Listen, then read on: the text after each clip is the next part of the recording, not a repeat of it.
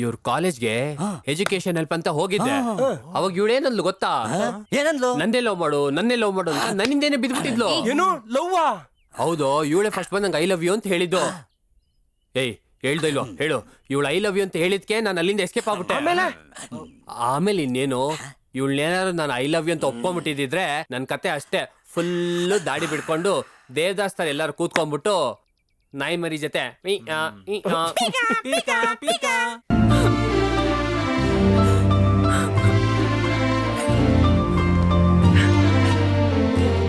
Hi, success ತಾನೆ? ಏನಾಯ್ತು? ಇಲ್ಲ, ನಾನೇ ಬೇಡ್ತಿರೋ ಕಲ್ಪನೆ ಮಾಡ್ಕೊಂಡೆ. ಸ್ವಲ್ಪ ಅರ್ಥ ಆಗೋ ಹಾಗೆ ಹೇಳು ಶ್ವೇತಾ. ಸುರೇಶ ಬಂದು ನನ್ನ ಲವ್ ಮಾಡ್ತೀಯ ಅಂತ ಕೇಳ್ದ ಗೊತ್ತಾ? ಅದಕ್ಕೂ ಇದಕ್ಕೂ ಏನ್ ಸಂಬಂಧ ಶ್ವೇತಾ? ಸುರೇಶ ಹೋಗಿ ಆದರ್ಶನ್ ಕೇಳಿದಾನೆ, ನೀನು ಶ್ವೇತಾ ಲವ್ ಮಾಡ್ತಿದ್ದೀರಾ ಅಂತ. ಅದಕ್ಕೆ ಆದರ್ಶ್ ಏನ್ ಹೇಳಿದಾರೆ ಗೊತ್ತಾ? ನಮ್ಮಿಬ್ಬರ ಮಧ್ಯೆ ಇರೋದು ಬರೀ ಫ್ರೆಂಡ್ಶಿಪ್ ಅಂತ ಹೇಳಿದಾರೆ. ಆದರ್ಶ ನನ್ನ ಎದುರುಗಡೆನೆ ಒಪ್ಕೊಂಡ್ಬಿಟ್ರು ಗೊತ್ತಾ? ಇಷ್ಟಕ್ಕೆಲ್ಲ ಫೀಲ್ ಮಾಡ್ಕೋಬೇಡ ಕಣೆ. ಅದರಲ್ಲೂ ಸುರೇಶ್ ನಿನ್ ಕಸಿನ್, ಅದಕ್ಕೆ ಆದರ್ಶ್ ಆ ರೀತಿ ಹೇಳಿದ್ರು.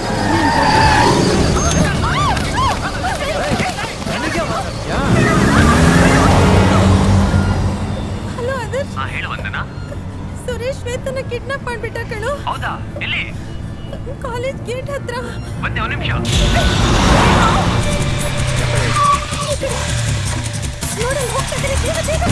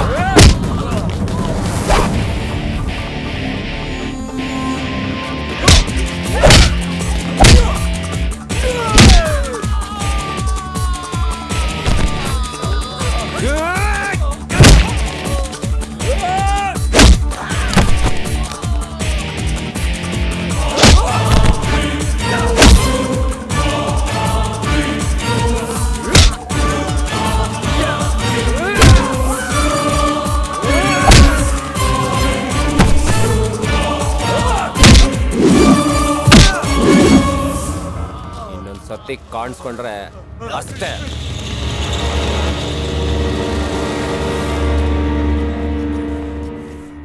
ಬನ್ನಿ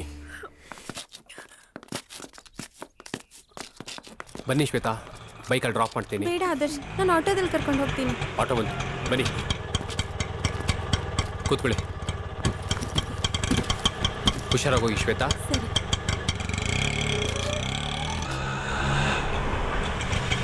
ಮೇಡಮ್ ಒಂದು ನಿಮಿಷ. ಇಲ್ಲಿ ನೋಡೆ, ನಾನು ಹೇಳಿಲ್ವಾ ಶ್ವೇತಾ, ಆದರ್ಶ್ ನಿನ್ನ ಲವ್ ಮಾಡ್ತಿದ್ದಾನೆ ಅಂತ. ನೀನ್ ಲವ್ ಮಾಡಿಲ್ಲ ಅಂದಿದ್ರೆ ಅವ್ನ್ ಬಂದು ನಿನ್ನ ಕಾಪಾಡ್ತಿದ್ನಾ? ಅದಕ್ಕೆ ನೀನು ನಾಳೆ ನಿನ್ ಪ್ರೀತಿ ವಿಷಯನ ಆದರ್ಶ್ ಹತ್ರ ಹೇಳು, ಅವ್ನ್ ಖಂಡಿತ ಒಪ್ಕೊಂತಾನೆ.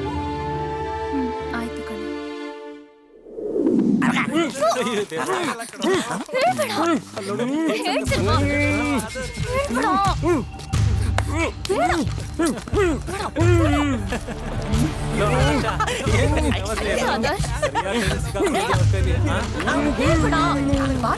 ದುಡುಕ್ ಬೇಡ ಕಣೆ.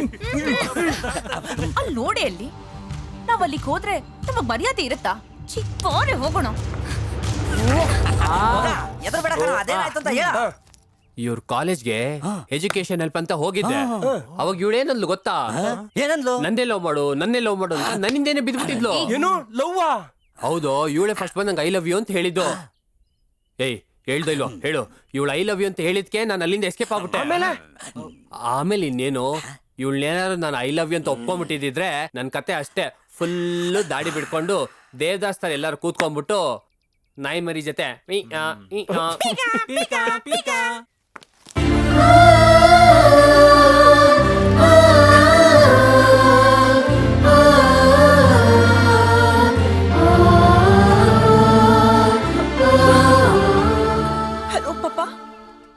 ಹೇಳು ಮಗಳೇ. ಏಪ್ರಿಲ್ನಲ್ಲಿ ನಿಮ್ಗಿಷ್ಟವಾದ ದಿನ ನೀವ್ ನೋಡಿದ ಹುಡುಗನ ಜೊತೆನೆ ಮದ್ವೆ ಫಿಕ್ಸ್ ಮಾಡಿಪ್ಪ.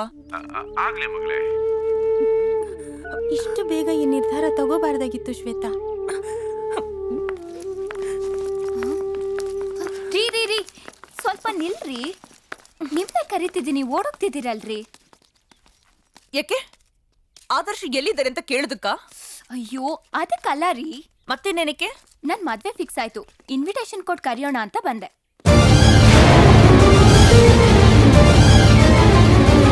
ಮದುವೆನಾ? ಹೌದು, ಆದರ್ಶ್ ಮತ್ತೆ ಅವ್ನ ಫ್ರೆಂಡ್ಸ್ಗೆ ಇನ್ವಿಟೇಷನ್ ಕೊಟ್ಟು ಮದ್ವೆ ಕರೆದೆ.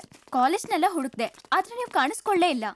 ಮತ್ತೆ ನಿಮ್ ಫ್ರೆಂಡ್ಸ್ನ ಕೇಳಿದೆ, ಅವಾಗ ಹೇಳಿದ್ರು ನೀವ್ ಇಲ್ಲಿದ್ದೀರಾ ಅಂತ. ಅದಕ್ಕೆ ಬಂದೆ. ಒಂದ್ ಮಾತ್ ಹೇಳ್ತೀನಿ ಕೇಳು. ಈಗಿನ ಕಾಲದಲ್ಲಿ ಹುಡುಗರಿಗೆ ಹಾಯ್ ಹೆಲೋ ಅಂದ್ರೇನೆ ಸಾಕು, ಲೆಟರ್ ಹಿಡ್ಕೊಂಡು ಹಿಂದೆನೆ ಬಿದ್ಬಿಡ್ತಾರೆ.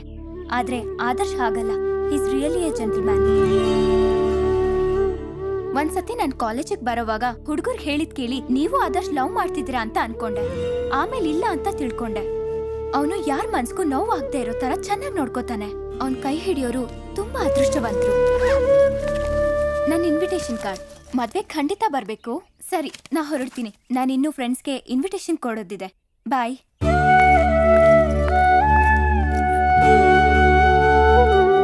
ಶ್ವೇತಾ, ಸಮಾಧಾನ ಮಾಡ್ಕೊಳ್ಳೆ, ಅಳ್ಬೇಡ. ಇಲ್ಲ ವಂದನ, ನಾನ್ ದುಡುಕ್ಬಿಟ್ಟೆ. ಅಲ್ಲಿ ನೋಡಿದ್ರೆ ನಮ್ಮ ಅಪ್ಪನ ಹತ್ರ ನೀವ್ ನೋಡಿದ ಹುಡುಗನ್ನೇ ನನ್ ಮದ್ವೆ ಆಗ್ತೀನಿ ಅಂತ ಹೇಳ್ದೆ. ಇಲ್ಲಿ ಆ ರಾಗಿಣಿ ಬೇರೆ ಅವಳ ಮದ್ವೆ ಇನ್ವಿಟೇಷನ್ ಕಾರ್ಡ್ ಕೊಡ್ತಾ ಇದ್ದಾಳೆ. ಇದನ್ನೆಲ್ಲ ನೋಡ್ತಾ ಇದ್ರೆ ನನಗ್ ನನ್ ಮೇಲೆ ಚಿಗುಪ್ಸೆ ಬರ್ತದ ವಂದನ. ನಾನು ಎಷ್ಟು ಹೇಳಿದ್ರು ನೀನು ಅರ್ಥನೇ ಮಾಡ್ಕೊಂತಿರ್ಲಿಲ್ಲ.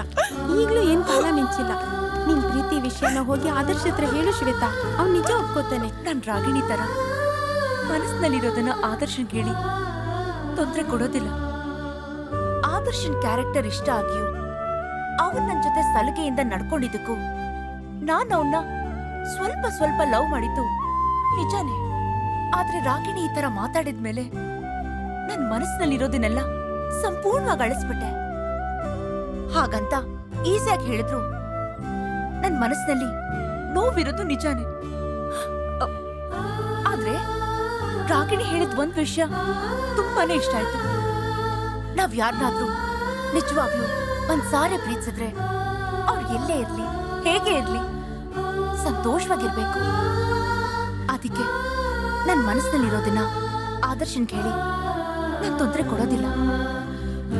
ಲವ್ ಮಾಡೋಕ್ಕೂ ಮುಂಚೆ ಇದ್ ಸರಿ ಹೋಗುತ್ತೋ ಇಲ್ವೋ ಅಂತ ಮೊದ್ಲೇ ತಿಳ್ಕೊಂಡ್ಬಿಟ್ರೆ ಈ ಪ್ರೀತಿ ಪ್ರಪಂಚದಲ್ಲಿ ರೋಮಿಯೋ ಜೂಲಿಯಟ್, ಲೈಲಾ ಮಜ್ನು ತಂದ ಪರಿಸ್ಥಿತಿಗಳು ಮತ್ಯಾರಿಗೂ ಬರೋದಿಲ್ಲ.